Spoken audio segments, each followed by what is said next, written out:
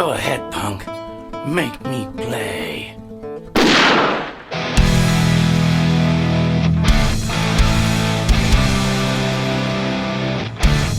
This is Bumping Into That Sound.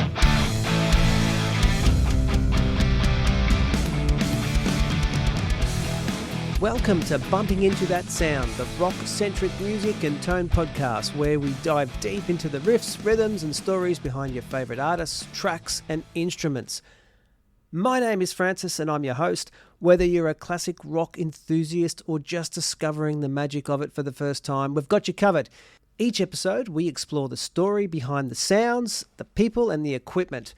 For those that don't know, Bumping Into That Sound is part of the Bumping Into family of podcasts. The idea behind Bumping Into is long-form conversations across a wide range of topics. So, if you're into more than just music, head over to bumpinginto.com.au or search Bumping Into on your podcast player and discover a range of other podcasts from health to history and a swag of interesting people and insights. There's also a few of the original music-based shows on that channel. You can check them out because they might not have made it across to this one just yet. Be that this will become the first official episode number 1 of Bumping Into That Sound. What I have done is revised and brought across one of the original episodes of the Bumping Into podcast format that was focused on music. My reason for this particular episode and this particular guest is because I believe it defined what I wanted the show to be about. It's a long-form conversation and it crosses a wide range of topics. My guest on this episode is a man that wears many hats and many titles. There are those who will only know him for his business acumen and have no idea that by night he's an international rock star and a guitarist of one of the best sounding rock bands in the world. I'm talking about David Lowy, the businessman long associated with the Westfield shopping centre businesses, but also the guitarist and founding member of the Dead Daisies. I really wanted to cover both sides of David's life and the perspective that he has on those two separate worlds. So for that reason, I decided to make this official episode 1 of the Bumping Into That Sound series. So, welcome to the show. Tune in, turn up, and get ready to bump into today's guest. Hey, David, how you going? Hi. Good. How you going? Yeah, I'm good. Thanks, mate. Thank you very much for offering the time. No problem. Haven't heard that accent for a while other than myself. Was it not too many of us over there? No, not too many. Well, what I wanted to do, if you're up for it, is I wanted to sort of start, go back to your growing up with, into the Westfield years, that sort of the life that you lived, Sure. and then work our way into the music side with the Dead Daisies. Okay. Yeah. Okay. If you're up for Happy it. to do that. Yeah. What I came across a podcast that had your dad was a guest, and he spoke about yourself on there, and he was talking about the early days of when he had the deli in Sydney and he had the coffee shop, and he mentioned yourself, and he said that that you were a little kid and that you used to get dropped off to your grandparents' place, I think it was. So my grandmother, yeah.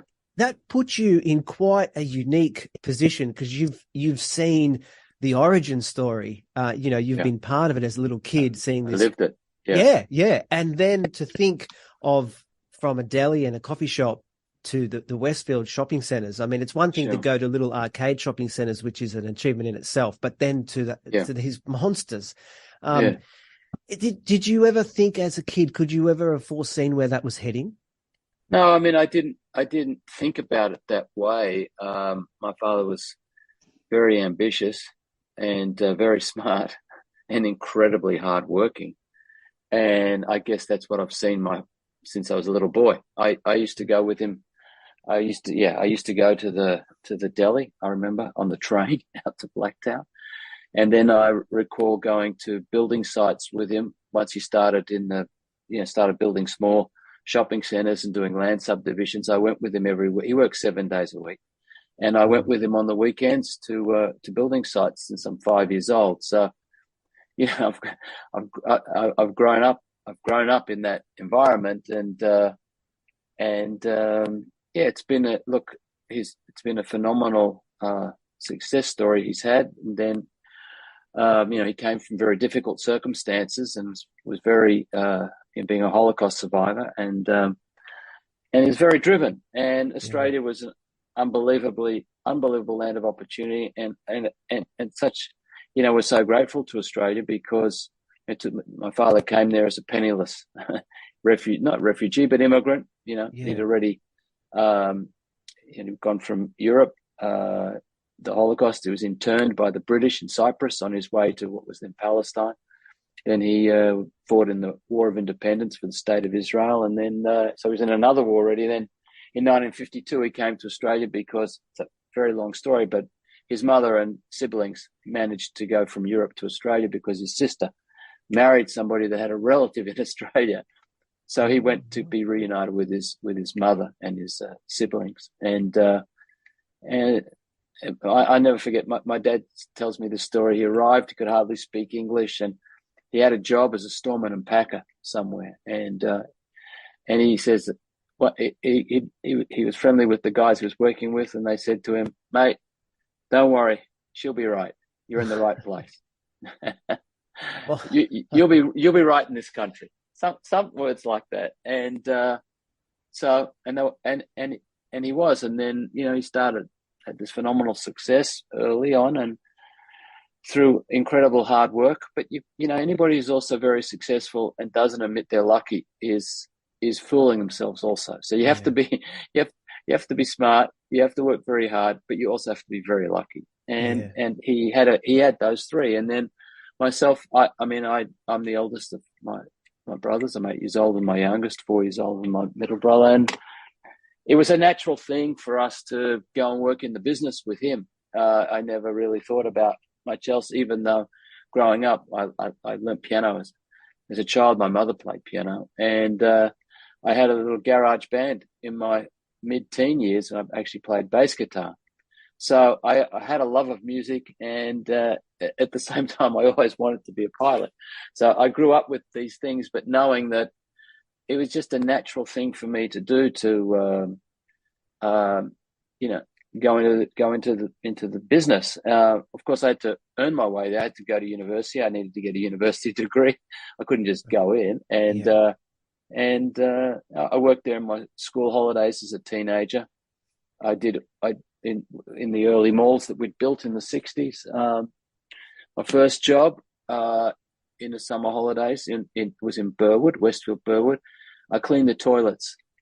Okay, wow. So my father started me at the bottom. So we've all been brought up with a very solid work ethic, and it stood us in good stead. Of course, as I said, we were very lucky. We're in the right place and at the right time.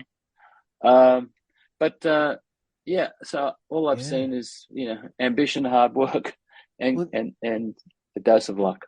It's obviously by him making you start at the bottom that creates the blueprint for everything onwards, because it's obviously when you see those generational curses where they get everything handed to them and then they turn it into a mess when they take the reins over, is that they never had to see the struggle. If you understand how the building's built, you'll understand how to run it and fund it and look after it. Yeah. Having said that, each generation has its struggles. You've got the entrepreneur founder who has special qualities, and then you've got the second generation who's got to try and live up to it as best they can. We do our best. But my dad's an unbelievable entrepreneur, and he's taught myself and my brothers a thing or two along the way. And and we've got kids and grandkids, myself and my brothers. So we it's a challenge for us too. So. And are they all involved with your other activities as well? No. So I have one son works with me. One son has his own business. My daughter's just finished law school here in New York. So they're doing their own thing, and my brother's kids do their own thing as well. It's not we don't have ambition for this grand, thing. We each do our own thing with our own families. It's not a dynasty, it's nothing like that. We don't see it like that. We've got obligations, but yeah. When you were in there as a team back in the Westfield days, did you have Yeah. that thing where you each played to your strengths, or was there a lot of, argy-bargy between the group, the family group, or was it a thing of, well, I know you're best dealing with people, you deal with that. I know you're best dealing with the law side. Did you each have your own area that you stuck in your own corners? More or less, we more or less had that. We're lucky in a way because our intellects are very similar. We're each as unsmart as each other, so we're each as dumb as each other. So our intellects are the same, but our personalities are different, and our strengths and weaknesses are different. So I guess the combination of everything worked for us. And it's not without its challenges. It's not to say we didn't have disagreements and difference of opinion, but in the end we work it out. We have to work it out. One for all and all for one. But it's a challenge for all of us, and it's worked out. It's worked out well for us. In 2018, that was when you sold the Westfield part of it off. Was that from an emotional point of view? I mean, that's a huge part of your life. You saw it grow from the little bean. Yeah. Is there any emotional ties at that level? I would sort of think that even when a plumber retires or sells his 1-2-man business, he's giving away something of himself and calling that ends. Something that you were that involved with, that many days working on per week. Yeah. Was there any emotional bit? Well, for myself, I actually left Westfield in 2000. I worked there as in my teenage years in school, and finished university. I went to work. I didn't have a gap year, and I finished my last university exam on a Friday. I went to work Monday. So, and so I worked there I started at the end of 76. I finished university, and I left it as an executive at the beginning of 2000. So I worked for 23, 24 years there. And fortunately, I was able to, I wanted to do something different. I really did. I'd done that for 25 odd years, 26 years. And I wanted to do something different. And fortunately, whatever I could do, my brothers could do equal or better than me. And my dad, fortunately for me, had no desire to retire. So I was able to leave the business. It was a big public company, and I really wanted to be in a private business, which would then give me time to do things like music and aviation. And fortunately, my family was, my father and my brothers were comfortable to let me do that. And we did sell a small part of our shareholding in the company just before then. And I then took those funds and created an investment business as a partnership for myself for the four of us, for my father, my brothers, and myself. Right. So since 2000, I didn't work as an executive at Westfield. So when it ultimately got sold, it was harder for my brothers and my dad. Yeah. But everything has a time, and my father actually hasn't looked. He thought it would be a big emotional wrenching for him, but it's not. It's not. And we've moved on. He's moved on, and it had its time. It served its purpose for him, and it was an unbelievable success story. And he, when we sold in 2018, he was 88, and he'd done it. I wasn't there anymore, working as an executive. And my brothers also were keen. Okay, let's move on to the next chapter. So, but yeah, it was emotional in one way. And then the day after we did it, everybody was okay. It's also, running a big public company. It's a huge responsibility. Oh, huge. Yeah, I can imagine. Yeah, the pressure. You've got a lot of employees, and you've got shareholders. You've got a lot of stakeholders. You've got the government. Yeah. you've got the local communities, each of the shopping centres in, and you've got to do your best for everybody. got to do well for yourself, but your employees have to do well, your customers, the retailers have to do well, and you want to be a good corporate citizen. And there's a lot of pressure in all that, and everybody had done it for a long time, and I guess for us, things have their time. Yeah. And for us, 2018, it was time. Wow, I guess that's good. It was it sounds like it felt like a natural progression rather than anything else. Yeah, it was. It was a natural. It was a natural progression. We'd had thought about it before a few times, but it wasn't time. Obviously, otherwise it would have happened. Yeah. So once you were freed up, then into the private space, and obviously when you could then start doing these other projects that are more aligned with your passion and passions as such. Yeah. Yeah. So, well, for two reasons. One, I worked only as myself, my brothers, and my dad. I didn't have anybody else to account for, and the type of business that I'm in, the investment business, it's something that you can do. It's intense, but you don't have customers and clients, and the phone's not ringing with problems of the day-to-day runnings. I've got a very small team, and the vast majority of their time and intellect is focused on making the investments rather than dealing with all the other things that you do in running an operating business. So that gave me the freedom and time. My time was my own, so if I wanted to do a band rehearsal in the afternoon, I could. Or I didn't. I just get up early in the morning and do my work. I didn't have to go to an office. I didn't have the rigidity of an 8 to 6 job. Whatever, So I was able to blend in my responsibilities in the investment business together with the things I really wanted to do in life. So I guess you can say I lived my life in reverse. I did a lot of the things people do early, and then they go on to. I did my business career first, and then that enabled me to do other things. Which is probably the more sustainable way, because you've sort of laid a blueprint and a base that has allowed you to do that in the way you want. I guess so. It's it just sort of, the best things just happen. A lot of people think a lot of things are planned, but men plan and God laughs. Is it with the music side of it?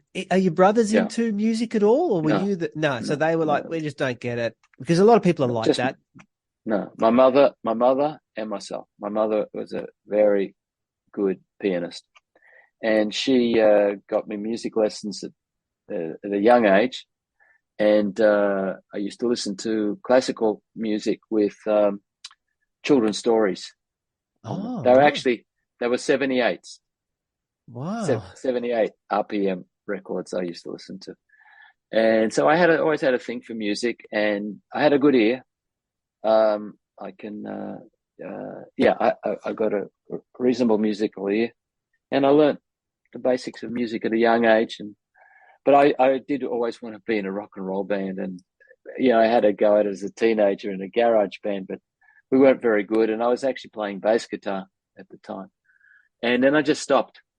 And then one day, it was late 1999. I was walking through the city of Sydney, and I walked past a music shop, and I don't know what happened, but I saw a guitar caught my eye in the window of the shop.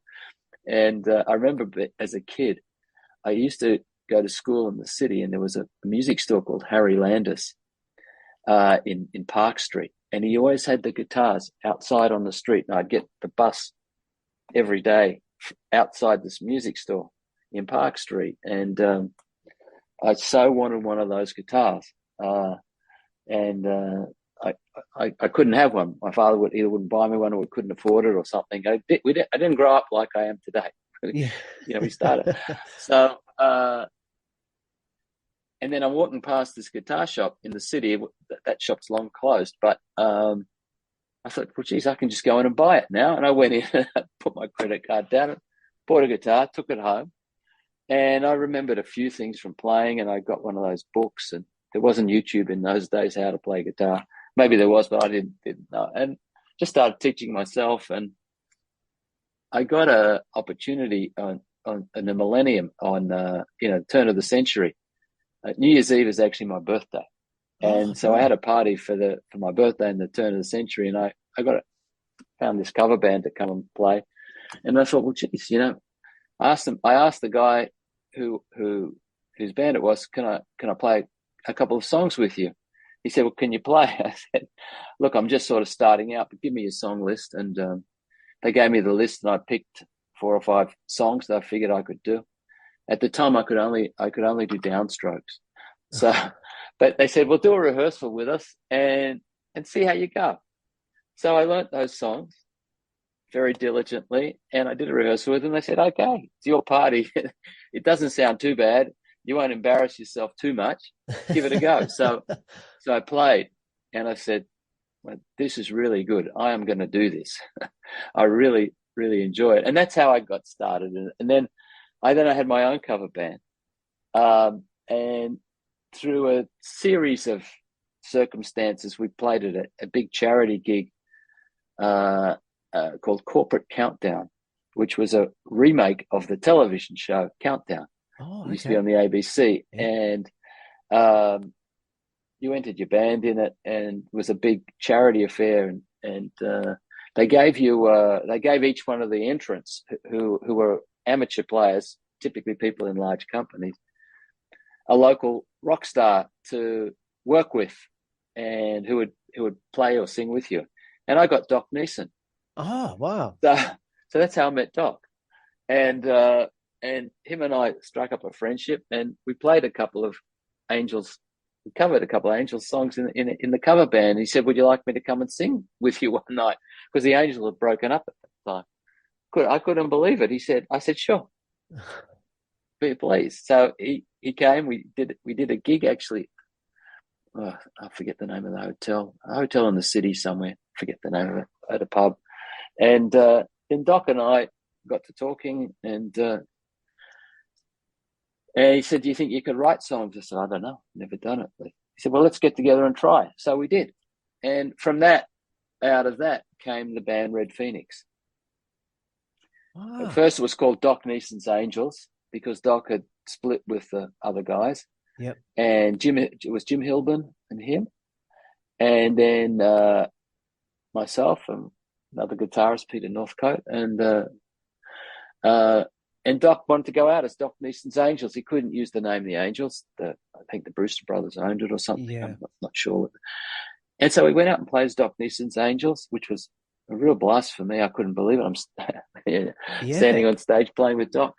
And from that grew out the project Red Phoenix. And we did an album. I'm very proud of that album. I co-wrote number of the songs on that album, and then unfortunately Doc wasn't well, and we started to tour the album, and he just wasn't up for it. He just couldn't do it anymore. He wasn't a well man, and so really that project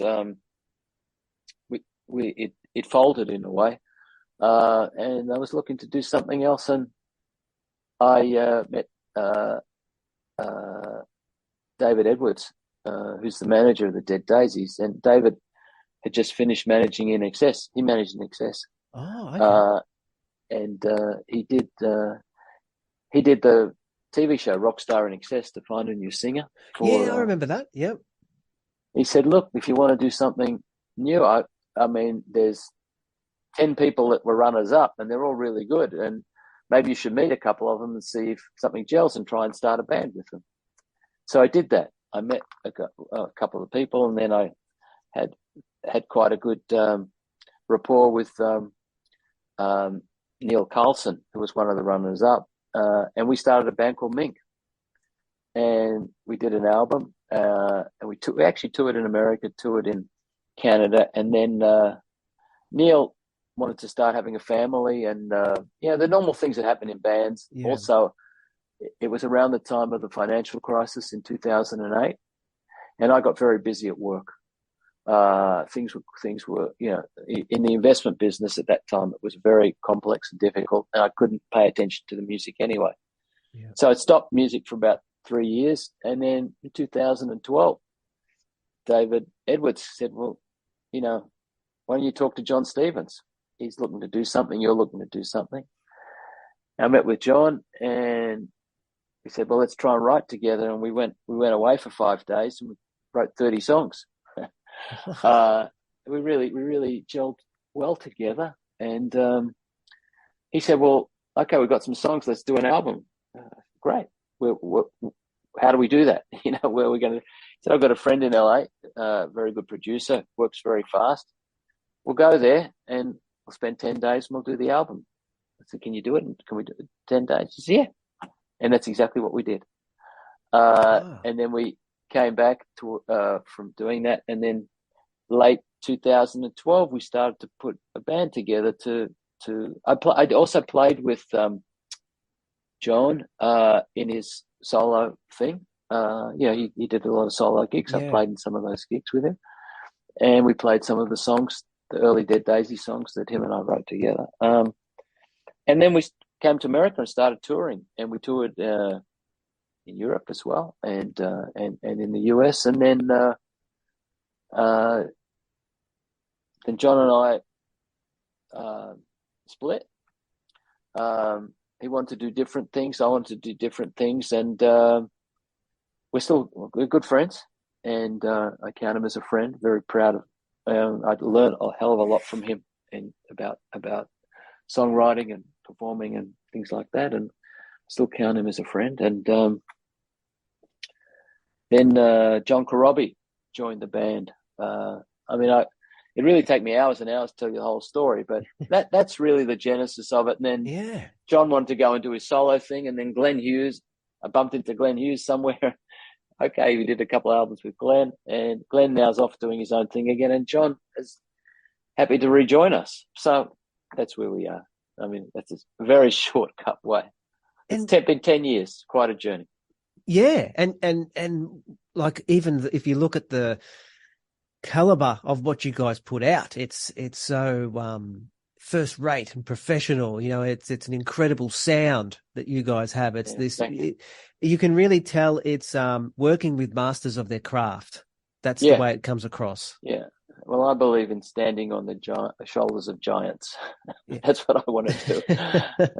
Well, it's I always surround myself with the best people I can find, and they lift me up.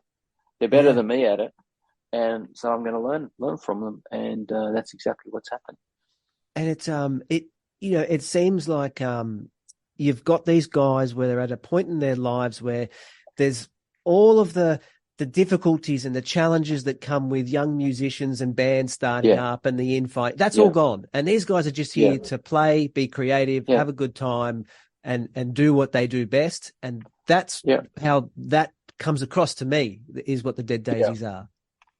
Look, there is a downside to it, in that people are used to doing their own thing, and so they don't want to just do the one thing.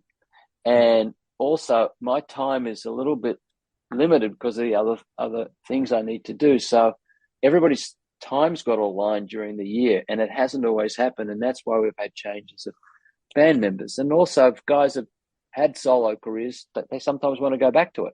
Yeah. John Corabi did in 2018. He said, "I want to go and do my solo thing again." And Glenn was with us for 3 years. We had 2 albums. He was keen to do his solo thing. So, and then, we originally had Richard Fortus playing guitar from Guns N' Roses. And I always knew Richard was going to go back to Guns N' Roses, and I hung on to him as long as I could.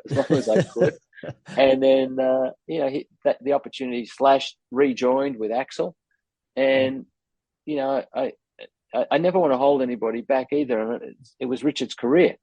So he went and joined them, and Richard introduced me to Doug. So who was just finishing up with Whitesnake. So the plus side of it is that you don't have all those things you have in a young band. Yeah. The negative of it is it's very hard to keep the same group of people together which is not easy for the fans sometimes. But look, Yeah, it's yeah, not yeah. it's not a perfect world, No, but unfortunately. I do think, and I know exactly what you mean, because to me, I look at it as this world of opportunity. Someone else comes in, Yeah, brings something in, and you don't know yeah, what you're going to get. And then that morphs yeah, into something else. There's for always sure. this evolving creativity and uniqueness and openness and freeness that exists on Mm, that platform. But then I yeah, do see what you mean, that certain fan members are like, oh, I only want this. I'm yeah, expecting to hear yeah, this. But what I yeah, do think you guys have done, and it's it's something that I think a lot of bands miss out on, is you've managed to keep the essence. It's like when someone yeah, turns up, they understand the job, and the job is the yeah, sound and the yeah, performance. And it's yeah, like, yeah, I've got it. I yeah, get it. I'm one yeah, of you. yeah, Let's just add yeah. my own contribution, which is That's so right. unique. That's It's such a No, it's unique good. thing. No, yeah, yeah, it's a good vibe. I mean, it's not without disagreements from time to time, but it's a good vibe, and I like to work in a collaborative way. There's no Yeah. dictatorial things. It's a collaborative effort, and I think that brings out the best. That's what works for me anyway. Yeah. To collaborate with other people, and I think what we've got is the essence of a mixture of Aussie rock and British Yes. rock and American rock, and Yep. it's familiar. It's familiar to people. I think there is, uh, it's not something that you haven't heard before out of the box. There's a Yeah. familiarity to it. It's new. It's new classic rock, and that's Yep. exactly what we set out to do, Yeah. and that's who we are in any It's case. So it reminds me, it's a similar sound and similar level of certain bands just get this. And I think it's, again, coming back to the masters of their craft that get it. yeah, Because Billy Thorpe used to always go on about oh, anyone yeah, can be loud, but it's understanding sound dynamics that make you sound good. And yeah, it's little things like that that I think really bring it together. And the only other band that does what you said, which is a new version of classic rock, is Electric Mary here in Australia. yeah, And yeah, they get yeah, it. They've just got this yeah, enormous bottom end bellowing yeah, sound, and it's all the yeah, best bits from the past, but taking it with yeah, the new dynamics of the modern world. yeah, And you get yeah, magic, like yeah, yourselves. It's absolute yeah, magic for a person yeah, that's into that style of music. There's nothing else better. yeah. No, it's good. But Yeah, and we've is had some moderate success, globally, and played it. We can play to 1,500 people in Germany, in most cities in Germany, 1,000 wow, odd people in most of the UK and Europe, and America's harder. The rock scene in America is harder than really? in yeah, yeah. Our fan base is bigger, is really. I mean, we've got a lot of fans here too, but in Europe we draw bigger crowds in Europe. Wow, yeah, a lot of Mm. bands, especially Australian ones, that tend to make it over in Yeah, Europe, and over here they'll yeah, do their 2, 3, 400 room. that's But right. over in Europe, they get a following, and Yeah, they just absolutely love it. yeah, And it's people assume yeah. that America has that thing because of the huge No, population, but yeah, it's it's not. funny. It's rock is not big here. I mean, if you want to play country or hip hop, it's okay, but rock is not. Because that I was going to say, the comparison of Australia versus America, but obviously we're both in that where we all look to Europe for that style, if that's where Yeah, you want to make it. And yeah, with so now you've got the greatest hits that you're going to yeah, essentially be releasing this year, yeah, which yeah, is a huge achievement. But obviously yeah, picking only a handful of songs when yeah, you've got this enormous collection and such yeah, passionate people behind every yeah, song is yeah. was it a challenge to narrow the field in? Yeah, look, it's not easy to do that. But we've got management of the band, which I take no part in, by the way. I just play guitar. Uh, that they figure out what people have liked, what gets played the most on the streaming platforms, and what people want to Oh, no. hear. And a combination of it's a combination of what we want artistically and what they think people want to hear and will buy or stream. Yeah. So um, I mean, we've had 6 original albums. I think probably 60 original songs. We got a couple of covers on some of the albums, but 60 probably 60 original songs. So we chose 10 of them. So yeah, Yeah. And and I think we put um, Fortunate Son on there, which is obviously a cover. Yeah. And any plans to come home and do a round through the capital cities? I'd like to. Yeah, it's just trying to make it all fit together is the hard thing. Trying to get the time right, and the time right to play in Australia, the time right to play in those cities, combined with another tour that we might be doing. We are going to Japan this year. We thought maybe we could go from Japan to Australia, but we got booked in Europe straight after Japan. So you're going that's back the other way. Yeah. Well, that's what the look. You can try and make all these decisions yourself, but the promoters run the market, and fans and promoters, and so in a way you're not master of your destiny. And I was hoping we could get to Australia after going to Japan, which is in end of October, early November, but it hasn't. This year it hasn't worked out that way. We'll try. Well, I'm sure there'll be a lot of people hanging out. Definitely be a lot of people hanging out. So, Well, thanks, David. Thanks so much. I appreciate your time. I really appreciate you making the time of your evening to come on. Sure. For sure. All right. Okay. Thanks, David. Thanks, mate. Yeah. Okay, bye. Bye. Thank you very much for checking out the show. If you did like it and have the opportunity, please do leave a 5-star review on your podcast player. It does help others find the show. If you want to find out more information about this episode, the guest, or even the other episodes that are on offer, head over to bumpinginto.com.au. Don't forget the AU. Find the episode page, and I always do my best to list follow-up links and details that make it easy for you to find out more. Thanks again for stopping by, and I'm looking forward to bumping into you next time.